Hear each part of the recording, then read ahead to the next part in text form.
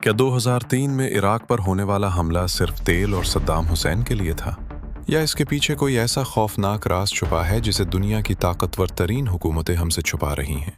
तारीख की किताबों से हटकर कुछ ऐसे हक़ाइक़ सामने आए हैं जो इशारा करते हैं कि अमरीकी फ़ौजें बगदाद ने किसी सियासी मिशन पर नहीं बल्कि एक कदीम हस्ती की तलाश में दाखिल हुई थीं। एक ऐसी हस्ती जिसका जिक्र बाइबल, कुरान और कदीम सुमेरी तहजीब में मिलता है। आज हम बात करेंगे गिलगामिश की, जिसे बहुत से लोग तारीख का पहला बागी नमरूद कहते हैं, और वो राज जो इराक के सहराओं के नीचे दफन है।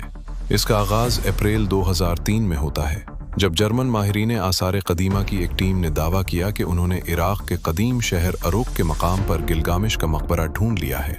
लेकिन हैरत की बात यह है कि इस दरियाफ्त के महज चंद हफ्तों बाद ही इराक पर जंग मुसल्लत कर दी गई और इस मकाम को अमरीकी फ़ौज ने मुकम्मल तौर पर अपने हिसार में ले लिया। इराक की गलियों में ये बात आम थी कि वहाँ से एक मम्मी मिली है जो आम इंसानों जैसी नहीं थी।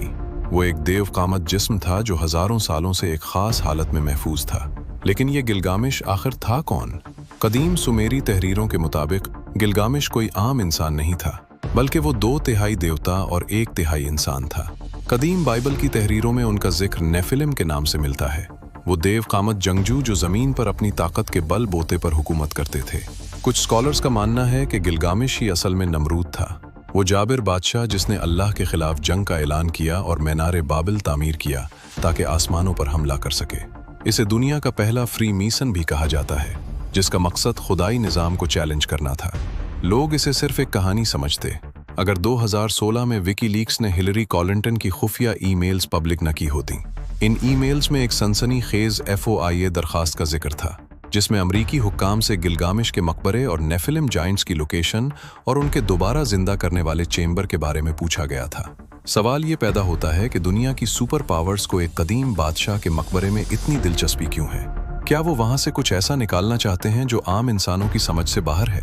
यहीं से बात सबसे ज्यादा खौफनाक हो जाती है।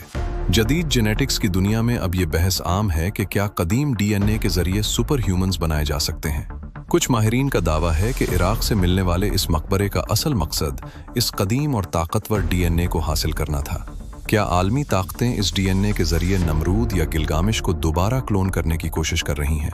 क्या लेबॉर्ट्रीज में एक ऐसी नाकाबिले शिकस्त फौज तैयार की जा रही है जिसका जिक्र कदीम पेशगोइयों में दज्जाल या एंटी क्राइस्ट के लश्कर के तौर पर मिलता है?